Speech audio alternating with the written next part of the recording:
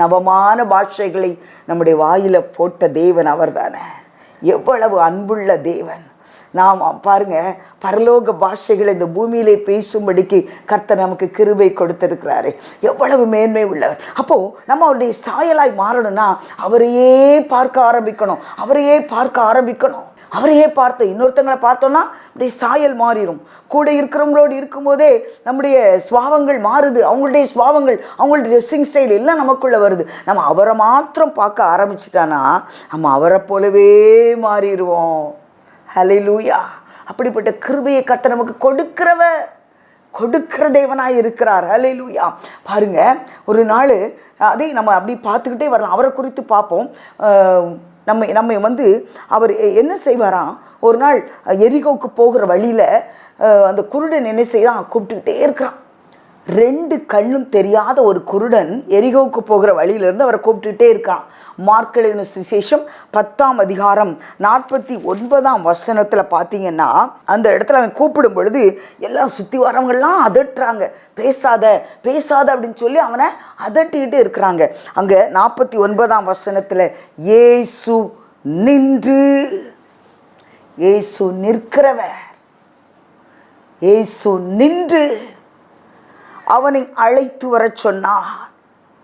எல்லாம் அமைதியாயிருன்னு சொன்னவங்கள கூப்பிட்டு வேலை கொடுக்குறாரு. போங்கப்பா, போய் அவனை கூட்டிகிட்டு வாங்க, அவனுக்கு என்ன வேணும்னு கேளுங்க. உங்களால் அவனுக்கு வேண்டியதை கொடுக்க முடியாதுல்ல, அவனை கூட்டிகிட்டு வா, நான் அவனுக்கு வேண்டியதை கொடுக்குறேன். உடனே திடன்கொள், எழுந்திரு, உன்னை அழைக்கிறாருன்னு சொல்லிட்டு அவங்க கூட்டிகிட்டு போகிறாங்க. அவங்கள கூட்டிகிட்டு போன உடனே அவன் ஓடி அவரோடு கூட சேர்ந்து கொள்ளுகிற ஒரு நல்ல சுபாவம் உள்ளவனாய் மாறுபடிக்கு தான் அவர் அழைப்பாருங்க. மேல் வஸ்திரத்தை எரிந்து போட்டு அவன் ஓடி வரான். எனக்கு அதில் தொட்ட வார்த்தை என்னன்னா, இயேசு நிற்கிறார். இன்றைக்கு கஷ்டப்பட்ட எத்தனை பேருடைய கூக்குரல் எழும்போது வசதி உள்ளவர்கள், கொடுக்கக்கூடியவர்கள், அந்த நிலைமையை சரி செய்யக்கூடியவர்கள் எத்தனை பேர் நிற்கிறார்கள். நீதிமான்களுக்கு வரும் துன்பம் அநேகமாயிருக்கும். நீதிமானுக்கு வரும் துன்பம் அநேகமாயிருக்கும். ஆண்டவராகிய கர்த்தர் அதிலே நின்று விடுவிக்கிறார். நிற்கிற தேவன். இயேசு நின்று ஹல்லேலூயா நிற்கிறார். பல நேரத்தில் நமக்கு ஃபோன் பண்ணி கூப்பிடுறாங்க.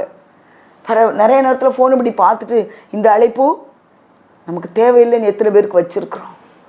தொடர்ந்து உபத்திரவத்தின் அழைப்புகள் இருந்தால் பரவாயில்ல, உண்மையான தேவையோடு கூட நம்ம கூப்பிடுற எத்தனை பேரை நம்ம நெக்லெக்ட் பண்ணியிருக்கிறோம். இன்னைக்கு நம்முடைய சுபாவத்தை நம்ம யோசித்து பார்ப்போமா? நான் எத்தனை பேரை நெக்லெக்ட் பண்ணியிருக்கிறேன்? திக்கற்றவர்கள், ஏழைகள், விதவைகள், எத்தனை பேருக்கு நான் உதவி செய்ய முடியும்? ஆனால் எத்தனை பேருடைய குரல் என் காதில் கேட்டு நான் அவங்களுக்காக நிற்கலை. இயேசு நின்றார். நிற்கிறது அவருடைய சுபாவம். நம்முடைய சுபாவத்தில் அப்படிப்பட்ட மாற்றங்கள் வரட்டும். இதுதான் அவரை குறித்து அறிகிற அறிவு. ஏன்னா அவர் சொன்னார் இல்லையா, நீங்கள் நின்று கொண்டு கர்த்தர் உங்களுக்கு செய்யும் ரட்சிப்பை பாருங்கள். நிற்கிறதுமா வேலை. ஒரு இடத்துல அவர் நிற்கிறார், நின்று அந்த கூக்குரலை கேட்கிறார். அதனுடைய கூக்குரலை கேட்டு அவனுடைய தேவைகளை அவன் சந்திக்கிறார். இன்னொரு இடத்துல நீ நின்று கொண்டு இரு, பயப்படாம அமைதியா நில்லு. ஒரு யுத்தம் நடந்துகிட்டு இருக்குது. யுத்தத்தில் நிற்கிறது பெரியதா இல்லை சண்டை போடுறது பெருசா? சண்டை தானே போடணும். சண்டை போடணும், திறமை வேணும். நிற்கன்னா என்ன வேணும்? ஒன்றுமே தேவையே இல்லை. ஒன்று மாத்திரம்தான் வேணும். அவர் மேல் நம்பிக்கை, அவர் மேல் விசுவாசம் இருந்தால் போதும். நீங்கள் நின்று கொண்டு இன்றைக்கு கர்த்தர் உங்களுக்கு செய்யும் ரட்சிப்பை பாருங்கள். அப்போ நிற்கிறவரும் அவர், நம்மை நிற்க வைக்கிறவர் அவர். சகேயு அப்படின்னு சொல்லி ஒரு குள்ளமான ஒரு மனுஷன் இருந்தான். அவன் அப்படியே பார்த்துக்கிட்டே அவரை பார்க்கணுன்னு ஆசைப்படுறான். நமக்கு எல்லாருக்கும் தெரிஞ்சது தான். மரத்து மேலே ஏறி இந்த இயேசு எப்படிப்பட்டவரோ, இந்த இயேசு எப்படிப்பட்டவர் என்று அறிந்து கொள்ள அவனுக்கு ரொம்ப ஆசை. அதனால என்ன பண்ணான், மரத்து மேலே ஏறி நிற்கிறான். சகேயு ஆண்டவராய் இயேசு கிறிஸ்துவை பார்க்கும்படி நின்றான் என்று எழுதப்பட்டிருக்கிறது. இயேசு கிறிஸ்து நம்மை நிற்க பண்ணுகிற தேவனாய் இருக்கிறார். எப்படி நின்று பார்க்கிறான்? ஹல்லேலூயா. இவர் என் வீட்டுக்கு வருவார்னு அவனுக்கு தெரியுமா? தெரியாது. அவர் வீட்டுக்கு வருவார்னுங்கிற அவனுக்கு தெரியவே செய்யாது. ஆனால் ஆண்டவர் எப்படிப்பட்ட சுபாவம் உடையவர், அவனுடைய ஆவலை அவர் அறிஞ்சிருந்தார். அவனுடைய இருதயத்தின் எண்ண ஓட்டங்கள் அவர் சுற்றி எவ்வளவோ கூட்டம் இருந்துச்சு. ஆனால் அவர் சகைவை கணக்கு பண்ணி எடுத்தார் பாருங்க. இப்படித்தான் எண்ண ஓட்டங்களை அறிந்த தேவன், உணர்வை அறிந்த தேவன், உள்ளத்தை பார்க்கிற தேவன். சகைவை இறங்கி வா, இன்னைக்கு நான் உன் வீட்டில் தாங்குறேன்ப்பா, வாப்பா, பரவாயில்லப்பா, இன்னைக்கு நான் உன் வீட்டில் தான் உட்காந்து சாப்பிட போகிறேன், அருமையை அழைக்கிறார். அவனுக்கு எவ்வளோ சந்தோஷமாக இருந்திருக்கும் பாருங்க. எல்லாரையுமே பாவி ஒருத்தர் மனுஷங்க கூட சேரலை, ஆனால் தேவன் அவனோடு சேர்கிறார். மனிதர்கள் உங்களை ஒதுக்கலாம், மனிதர்கள் உங்களை பாவி என்று ஒதுக்கி தள்ளலாம், வேண்டாதவர்களாய் நீங்கள் ஒதுக்கப்பட்டு இருப்பீர்கள் என்றால் இன்றைக்கு தேவன் உங்களை நின்று அழைக்கிறார், நின்று அழைக்கிறார். அவர் நிற்கிறவர். சமூகத்தில் நம்மை நிற்க பண்ணுகிற தேவன், நமக்கு அற்புதம் செய்யும்படிக்கு நம்மை நிற்க பண்ணுகிறவர் மாத்திரமல்ல, நீங்கள் அமர்ந்திருந்து நானே தேவன் என்று அறிந்து கொள்ளுங்கள் என்று சொல்லுகிறார். அமர்ந்திருமா, நீ சும்மா உட்கார்ந்துருந்தா போதும் உனக்கு அற்புதம் நடக்கும்னு சொல்லுகிற கர்த்தர் அவர். எவ்வளோ ஒரு பியூட்டிஃபுல் காட். அவரையே பார்க்க ஆரம்பிச்சிட்டோன்னு வச்சுக்கோங்க, அவருடைய சுபாவம் நமக்குள்ளே வரும். எப்படின்னா அமர்ந்திருப்போம், அவசரப்பட மாட்டோம். இன்னைக்கு நிறைய காரியங்கள் அவசரம். பெற்றோர் தங்கள் பிள்ளைகளுடைய வாழ்க்கையை குறித்த முடிவு எடுக்கிறதுல அவசரம்.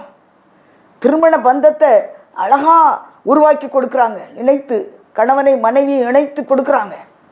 ஆனால் பிள்ளைகளுக்கு கொஞ்சம் அதில் அட்ஜஸ்ட்மெண்ட் வரலன்னு எப்படி பிள்ளைகளை பிரித்து வைக்கணுமோ அந்த அளவுக்கு பிள்ளைகளை விட பெற்றோர் அவசரப்பட்டுடுறாங்க.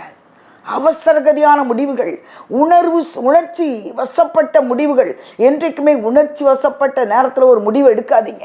அப்படி ஒரு முடிவு எடுத்தனா அது தவறான முடிவாக போகும். தேவ சமூகத்தில் அமர்ந்திருக்கிறவன் ஒரு நாளும் உணர்ச்சி வசப்பட்டவனாய் முடிவெடுக்கிறவனாய் இருக்க மாட்டான். அமர்ந்து முடிவெடுப்பான், அமர்ந்து முடிவெடுப்பான். இதுதான் ஆவிக்குரிய ஒரு மெச்சூரிட்டி, ஆவிக்குரிய அழகான ஒரு முதுமை நிறைந்த ஒரு வாழ்க்கை, அனுபவம் நிறைந்த வாழ்க்கை. எத்தனையோ அனுபவங்கள் நம்மை உருவாக்கும், நம்மை உருவாக்க இருக்க பல அனுபவங்களை கர்த்தர் நமக்கு கொடுத்துக்கிட்டே இருப்பார். ஹல்லேலூயா. நமக்கு இளைப்பாறுதல் கொடுக்கிற தேவன் அவர். ஹல்லேலூயா. பாருங்க, இதே யாக்கோபு 1:23 பார்த்தோம். நம்ம இப்போ தான் பார்த்தோம், அந்த கண்ணாடியில் பார்க்குறத பார்த்தோம் பார்த்தீங்களா? அதில் 23:22, அதாவது 23 நம்ம படித்தோம், அதில் 22 பார்க்குறேன். நீங்கள் உங்களை வஞ்சியாதபடிக்கு திருவசனத்தை கேட்கிறவர்களாய் மாத்திரமல்ல அதன்படி செய்கிறவராயிருங்கள். வஞ்சித்தல் என்றால் என்ன என்று ஆண்டவரிடத்தில் கேட்டேன். சொன்னதை வஞ்சித்தல் என்றால் சொன்னதை செய்யாதிருத்தல் தான் வஞ்சித்தல். பெரிய வஞ்சகம் அப்படின்லாம் ஒன்றும் இல்லை. வஞ்சகம் சூது நிறைந்து பொல்லாத காரியங்களை செய்கிறதுனால தேவ சமூகத்தில் ஒரு காரியத்தை நான் செய்கிறேன்னு சொல்லி செய்யாமல் இருக்கிறோம் பாருங்க, அது வஞ்சனை, அதுதான் வஞ்சித்தல். வஞ்சித்தல் என்று சொல்லி கர்த்தர் சொன்னார். அப்போ சுபாவம் முகம் எப்படி இருக்கணும்னா வஞ்சனை செய்யாதவர்களாய். ஹல்லேலூயா. தேவன் நம்முடைய இருதயத்தை பார்க்கிற தேவன், உள்ளத்தை பார்க்கிற கர்த்தர், உடன் இருந்து நடத்துகிற தேவன், நம்முடைய சுபாவ முகத்தை பார்க்கிற தேவன். அவர் சொன்னதை செய்கிறவர், வஞ்சிக்கிற தேவன் அல்ல, சொன்னதை செய்கிற தேவன். சொன்னதை செய்யுமளும் அவர் கைவிடாத தேவனாயிருக்கிறார். அவர் சொல்லி நடக்காததேது, அவர் வார்த்தை தரையில் விழாது. அவர் சொல்லி நடக்காததேது, அவர் வார்த்தை தரையில் விழாது. சொன்னதிலும் அதிகம் செய்வார், உன்னை நன்றியுடன் பாடச் செய்வார். சொன்னதிலும் அதிகம் செய்வார், உன்னை நன்றியுடன் பாடச் செய்வார். தொடர்ந்து துதி செய் மனமே, உன் மீட்பர் உயிரோடு இருக்கின்றார். தொடர்ந்து துதி செய் மனமே. சொன்னதிலும் அதிகமாய் செய்கிற ஒருவர் நமக்கு இருக்கிறார். சொன்னதை காட்டிலும் அதிகமாய் செய்து முடிக்கிற தேவன். பாருங்க, பார்க்கலாம். ஒரே ஒரு எக்ஸ்பீரியன்ஸை நம்ம பார்த்துருவோம். தானியேலின் புஸ்தகம் 4ஆம் அதிகாரத்துக்கு அப்படி நம்ம புரட்டி கொள்ளலாம். அவர் சொன்னதை செய்கிறவர், ஆனால் இடையில ஒரு சான்ஸ் கொடுப்பாரு, அதை நம்ம பயன்படுத்துகிறோமான்னு பார்ப்பார். நேபுகாத் நேச்சார் இடத்துல ஆண்டவர் ஒரு சொப்பனத்தை கொடுத்தார். நீங்கள் 4ஆம் அதிகாரம் முழுவதும் பார்த்தீங்கன்னா அவர் ஒரு சொப்பனம் பார்க்கிறார். நேபுகாத் நேச்சார் ஒரு பெரிய ராஜா. அந்த ராஜா ஒரு சொப்பனம் பார்க்கிறார். நீங்கள் 4ஆம் அதிகாரத்தை எடுத்து பார்த்தீங்கன்னா அதில் 9ஆம் வசனத்திலேருந்தே அந்த சொப்பனத்தை பற்றி, அந்த தரிசனத்தை பற்றி ஆரம்பிக்குது. அந்த தேசத்தில் ஒரு பெரிய விருட்சத்தை பார்க்குறார், பெரிய மரம். அந்த மரத்தில் நிறைய அந்த கிளைகள் இருக்கிறது, நிறைய பெரிய மரமாக இருக்குது. அதில் நிறைய பறவைகள், பெரிய மரம் இருந்தால் அங்கே கனிகள் நிறையா இருக்கும். அப்போ பறவைகள்லாம் வந்து அங்கே தங்கி அதுக்கு சாப்பிட ஆரம்பிக்கும். அது மாத்திரமல்ல, அந்த நிழலில் மிருகங்கள்லாம் வந்து படுத்திருக்கும். அப்போ பறவைகளுக்கும் நிழலுக்கும் அங்கே தங்கும் மரம் இருக்கிறது. அப்படி ஒரு அருமையான விருட்சம், பெரிய விருட்சமாக இருக்கிறது. அந்த திடீரென்று மேலேருந்து ஒரு தேவதூதன் இறங்கி வந்து இதை வெட்டி போடுங்க ஒரு சத்தம் கேட்குது. உடனே அது கட கட கட கடன்னு அவர் வெட்டி போட்டுறாரு. வெட்டி போட்டதுக்கு அப்புறம் தரையில் என்னது மாத்திரம் இருக்கு? வேர் மாத்திரம்தான் இருக்கு. அந்த வேர் மாத்திரம்தான் இருக்கு. அதாவது இந்த வேர்களாகிய அடிமரம் பூமியில இருக்கட்டும், இரும்பும் வெண்கலமான விலங்கிடப்பட்டு வெளியின் பசும்புல்லில் தங்கி ஆகாயத்து பனியிலே நனையட்டும். அவனுடைய பங்கு எங்க இருக்கணும்னு 15ஆம் வசனத்துல சொல்றாரு. மிருகங்களோட பூமியின் பூண்டிலே அவனுக்கு பங்கு இருக்க கடவுது. அவனுடைய இருதயம் மனுஷ இருதயமா இராமல் மாறும்படி மிருக இருதயம் அவனுக்கு கொடுக்கு. இதெல்லாம் சத்தம் கேட்குது. இந்த இருதயம் எப்படி மாறப்போகுது? மிருக இருதயமா மாறப்போகுது. ஒரு பெரிய ஆப்ரேஷனுங்க நடக்க போகுது. இதெல்லாம் அவர் சொப்பனத்தில் பார்க்குறாரு. அவன் இப்படி இருக்க அவன் மேல் 7 காலங்கள் கடந்து போக வேண்டும். உன்னதமானவர் தமக்கு சித்தமானவனுக்கு அதை கொடுத்து மனுஷரில் தாழ்ந்தவனையும் அதின் மேல் அதிகாரியாக்குறார். உன்னதமானவர் நினைச்சா தாழ்ந்தவனை உயர்த்திடுவார், உயர்த்தி இருக்கிறவனை தாழ்த்தி போட்டுருவாருன்னு சொல்லி அந்த சொப்பனத்தை நீங்கள் ஃபுல்லாக வாசிச்சு பாருங்க. சொப்பனம் பார்க்கிறார். இவருக்குள்ள மனசுக்குள்ள ஒரே பயம், பயங்கர திகில். ஐயோ என்ன நடக்க போகுதுன்னு தெரியலையே, இந்த சொப்பனத்தை பார்த்து நான் எப்படிடா என்ன பண்ண போறேன்னு தெரியலையே, இதற்கு எப்படி மீனிங், இந்த மீனிங் கண்டுபிடிக்க தெரியல, எனக்கு அர்த்தம் தெரியலையே. எல்லா சாஸ்திரிகளையும் கூப்பிடுறாங்க.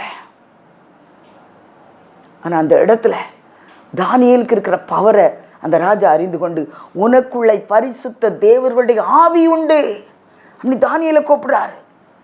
தானியேலை கூப்பிட்ட உடனே தானியேல் அழகா அர்த்தம் சொல்றாரு. அது அவர் சொல்றாரு 22ஆம் வசனத்துல, அந்த பெரிய மரம் பலத்த மரம் நீர்தான், உம்முடைய கர்த்தத்துவம் தான் வானபரியந்தம் உயர்ந்திருக்கு. நீர் பெரிய ராஜா.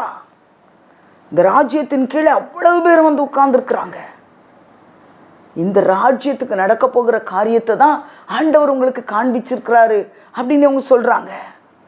அவர் சொல்றாரு, பாருங்க, இந்த விருட்சத்தை வெட்டி அப்படின்னு சொல்லும்போது, இதை அழித்து போடுங்கள், இதனுடைய அடிமரம் தரையில் இருக்கட்டும், இரும்பும் வெண்கலமான விலங்கு இடப்பட்டு வெளியின் பசும்புள்ள தங்குறது உங்களை தான், உங்களுக்கு தான் இது நடக்க போகுது.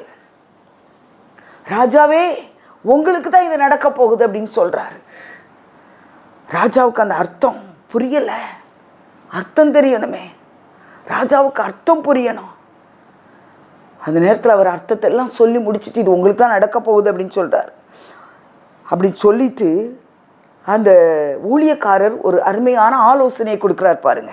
ஒரு அருமையான ஆலோசனையை அந்த தானியேல் தீர்க்கதரிசி ராஜாவுக்கு சொல்றாரு. வசனத்தை வாசிங்க பாருங்க. 27 தானியேல் 4:27. ஆகையால் ராஜாவே, நான் சொல்லும் ஆலோசனையை நீர் அங்கீகரித்து கொண்டு நீதியை செய்து உமது பாவங்களையும் சிறுமையானவர்களுக்கு இறங்கி உமது அக்கிரமங்களையும் அகற்றிவிடும். அப்ப பாவம் நீங்க முடியும், அக்கிரமம் நீங்க முடியும். பாவம் செய்த மனிதன் பாவத்திலிருந்து வெளியே வர முடியும். இங்க என்ன சொல்லியிருக்காரு? உன் பங்கு மிருகத்தோட பங்கா போயிடும்னு சொல்லி தான் சொல்லியிருக்கிறார் சொப்பனத்துல. ஆனா நம்ம அவருடைய வேருக்கும் அவருடைய சாரத்துக்கும் பங்காளிகளாக இருக்கிறோம். நானே திராட்சை செடி, நீங்கள் கொடிகள், என்னோடு இணைந்திருங்கள்னு கர்த்தர் நம்மளை கூப்பிட்டுருக்கிறார். இங்கே பாருங்க, அவருக்கு அப்படி சொல்லப்பட்ட அந்த வார்த்தையை பார்த்தோன்னு சொன்னால், அப்படி நம்ம யாரை குறித்து பார்த்துருக்குறோம்? ஆண்டவராகிய கர்த்தரை குறித்து இப்போ பார்த்துக்கிட்டு வரோம். அப்போ அவர் சொல்லுகிற இதை சொல்லிட்டு அந்த சொப்பனத்தை காமிச்சிட்டு அதற்கு ஒரு சொல்யூஷனும் சொல்கிறாரு பாருங்க. இரக்கம் செய், சிறுமையானவர்களுக்கு இரக்கம் செய்.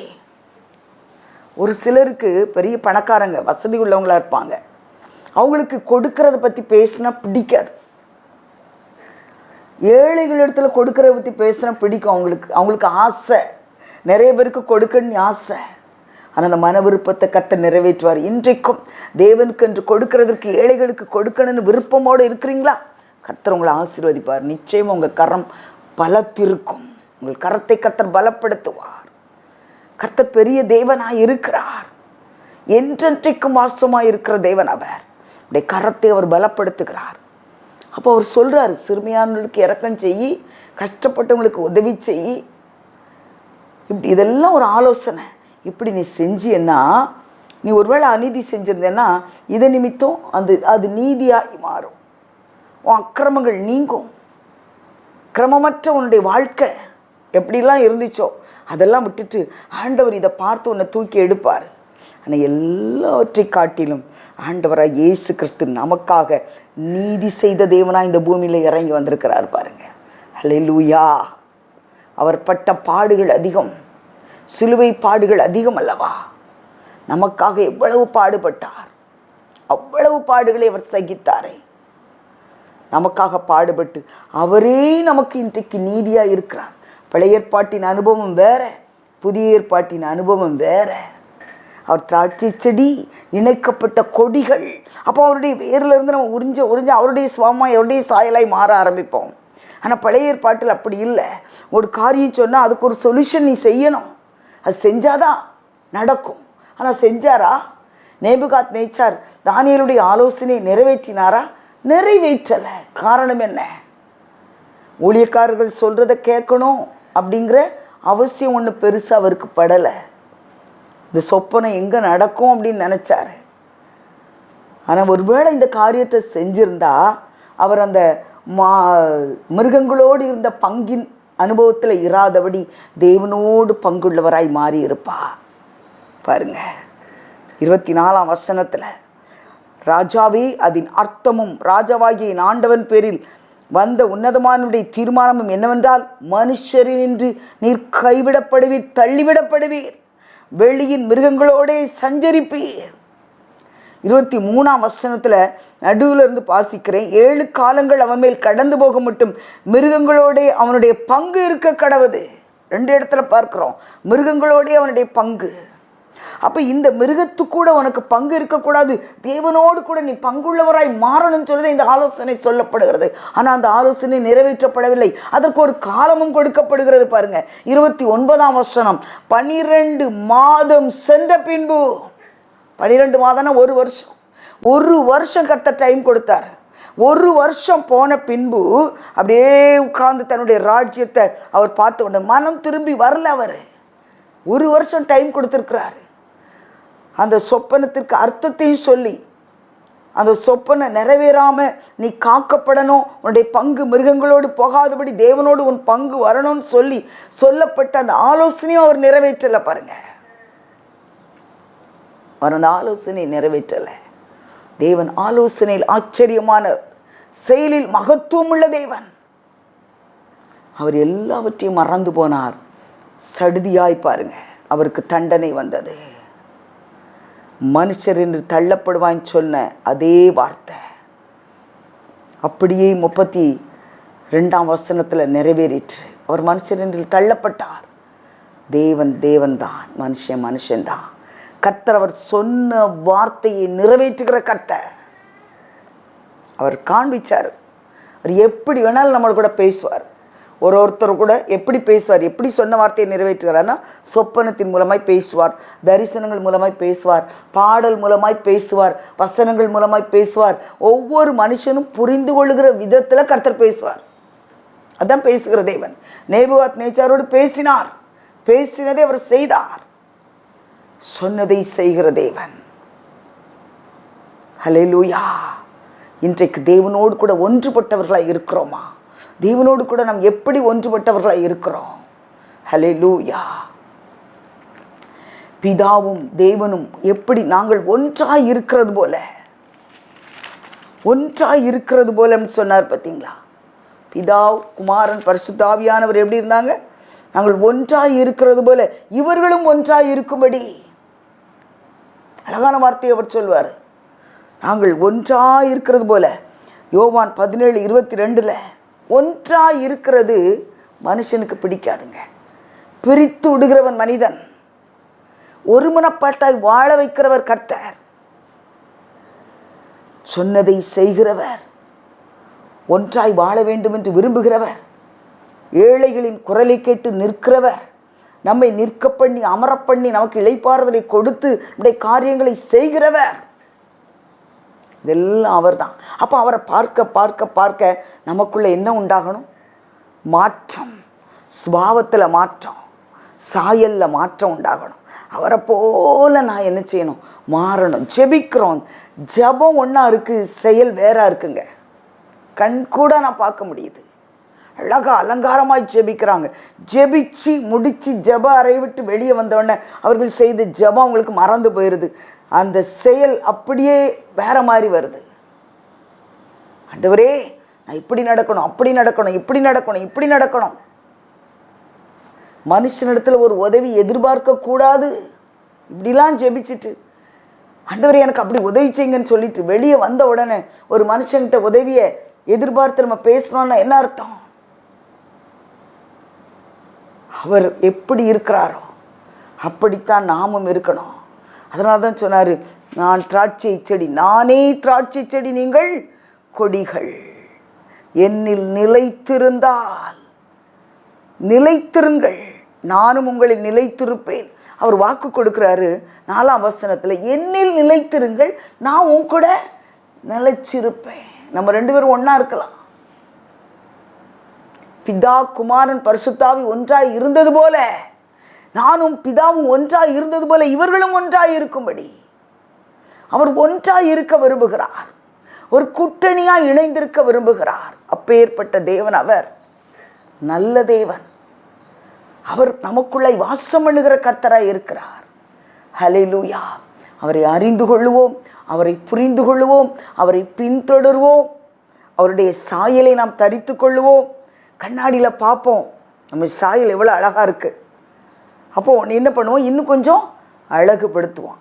நல்லா இல்லை அப்படின்னு சொன்னால் திரும்ப என்ன பண்ணுவோம்? தலையை கொஞ்சம் வாருவோம், கொஞ்சம் சரிப்படுத்தி கொள்வோம். அப்போ தேவனுடைய வார்த்தையின்படி, இந்த வசனத்தின்படி நம்மை நாமே வஞ்சிக்காதவர்களாய், என்ன பார்த்து வஞ்சிக்கிறார்கள்னு சொன்னால் சொன்னதை செய்யாதது. அப்போ தேவன் சொன்னதை செய்கிறவர்னு சொன்னால் நாம் தேவனிடத்தில் எதெல்லாம் சொல்லியிருக்கிறோமோ, ஜெபத்தில் எதை எதை கேட்டுக்கொள்வீர்களோ அதையெல்லாம் பெற்றுக்கொள்வீர்கள்.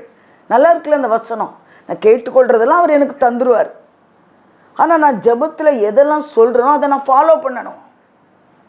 இன்றைக்கு நம்ம ஒரு தீர்மானம் எடுக்கலாமா? எந்த ஒரு செய்தியை கேட்டாலும் நம்ம ஒரு டெசிஷன் எடுக்க கற்றுக்கொள்வோம். ஆண்டவரே, உங்கள் சமூகத்தில் நான் எதை சொல்லி ஜெபிக்கிறேனோ அப்படியே நான் நடக்க, நான் மாம்சத்தில் விழுந்து விடாதிருக்க கர்த்தர் கிருபை கொடுங்க. ஒரு டெசிஷன், ஒரு தீர்மானம் எடுத்துக்கொள்ளலாமா? கர்த்தர் அப்படிப்பட்ட கிருபையை நமக்கு தருவாராக. ஆண்டவரே, இந்த வேளையில் கூட ராஜா, இந்த பொன்முகத்தின் மகிமை எங்களை பிரகாசிக்க பண்ணட்டும். நீர் பிரகாசம் உள்ள தேவன் ஆண்டவரே. அந்த பிரகாசம் எங்களுடைய முகத்தை நிரப்பட்டும் அப்பா. நாங்கள் எங்கே புறப்பட்டு போனாலும் அந்த முகத்தின் பிரகாசம் ஒரு தனித்துவம் உள்ளதாய் வெளிப்படட்டும். தேவ பிரசன்னமும் தேவ சாயலும் எங்களை நிரப்பட்டும் அப்பா. எங்களை பார்க்கிறவர் எங்களில் உம்மை பார்க்கத்தக்கதாக கர்த்தர் அப்படிப்பட்ட கிருபை எங்களுக்கு நீர் கொடுக்கிறபடினால் உமக்கு ஸ்தோத்திரம். அதை நாங்கள் பெற்றுக்கொள்கிறோம், அதை நாங்கள் வெளிப்படுத்துவோம். தேவ மகிமை எங்களை சூழ்ந்து கொள்ளட்டும். தொடர்ந்து பரிசுத்த ஆவியானுடைய இனிய சிநேகத்துக்குள்ள எங்களை தாழ்த்துகிறோம். நசரேயனாகிய இயேசு கிறிஸ்துவின் நாமத்தில் பிதாவே, ஆமென், ஆமென். ஹல்லேலூயா, ஹல்லேலூயா.